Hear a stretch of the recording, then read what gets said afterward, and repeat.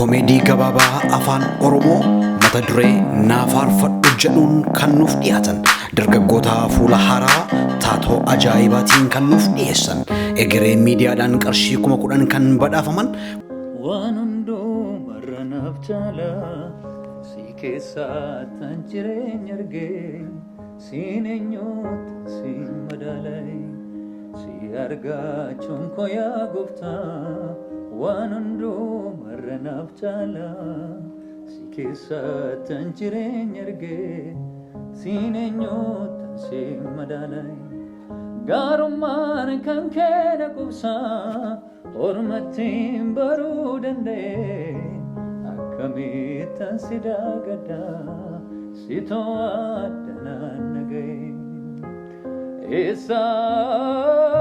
eessaas akkan ture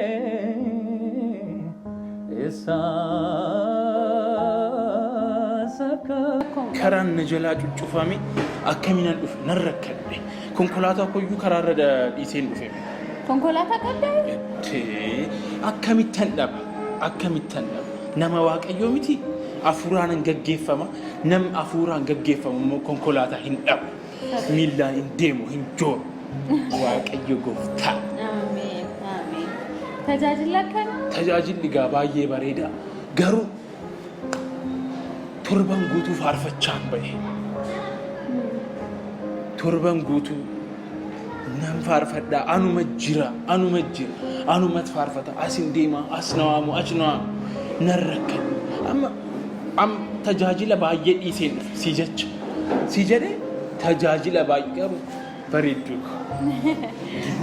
hunduu nagaa fidimee harka kee si jechaan ture si galee miti egaa nan rakkadhe kennaa waaqayyoo naa kennees kabajuun qaba si galee miti galanni waaqayyoodhaaf Ameen. Egaa akka waadaadhaan naa galteetti har'a naaf faarfatta miti?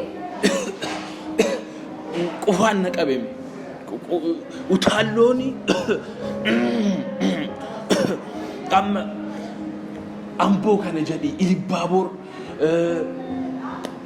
wallaggaa kana faarfachaan ba'e kunoo na qabe waaqayyoon qabaachuun jaabii na qabe argite as bira hin qabe nan faarfadhee nan dadhabee tajaajilli immoo akka beektu sirumaa yoon dhufu affeelli dinnicha affeelli 12 buphaa 3 nyaadhu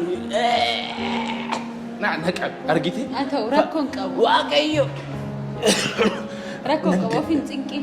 Egaa darbee gaafa naaf faarfattu bilbilaan baay'een eebbifame sagalee kees baay'een jaalladhe faarfannaa keetiinis baay'een eebbifame baay'een tuqame. nama baay'ee naa jedha Haa ta'u galanni rabbiin badin. amiin So amma sagalee kee already gatiin dhaga'ee fi amma xiqqoo ishee daqiiqaa tokko isaa taatu. amma moo Iyyee daqiiqaa tokko isaa taatu daqiiqaa lama isaa taatu xiqqoodhuma ishee akka naaf faarfattu waadaa naa seentee taqa. Waadaa kee immoo nyaachuun ay waadaallee nyaadhu bilbila wayiin bilbilash Haa ta'u. bilbilli wayii naa deebisiiti bilbili naan jedhaniiru deebisee bilbileen dhufa kaa Haa ta'u. al tokko bilbileen deebi'a Rakkoon qabu.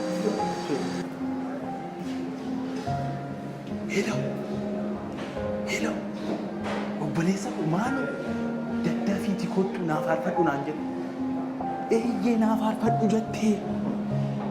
Siin gallee. Nan deebi'a bareeda al tokko na eegi daqiiqaa xinnoo. Eeyyee daddafiiti kottu manuma sana eeyyee. Har'a qofa maaloo kanarraa na baase.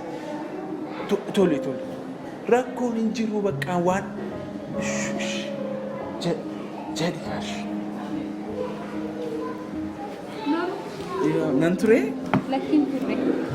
Kaanaadaa irraati amma kun bilbilli kun Kaanaadaa irraati iimeelii naa godhanii dhuftee akka nu tajaajiltu barbaanna naan jedhan ani immoo saba koo tajaajiluun barbaada hin ta'uun jedhe saba koon jedhe Kanaadaa deemanii deebi'uun maal rakkoo qabaree siifis. achumatti hin beeku kaa kennaa koo hin beeku achumatti naan jedhu kan ani immoo uummata koo saba koo tajaajiluun barbaada si galee miti akkana ka eebbifame garuu opportunitiidhaafis gaariidha deemanii deebi'uun siifis waan gaariidha. Bakka amma immoo siifan faarfadhaa. Egaa mana faarfattagaa?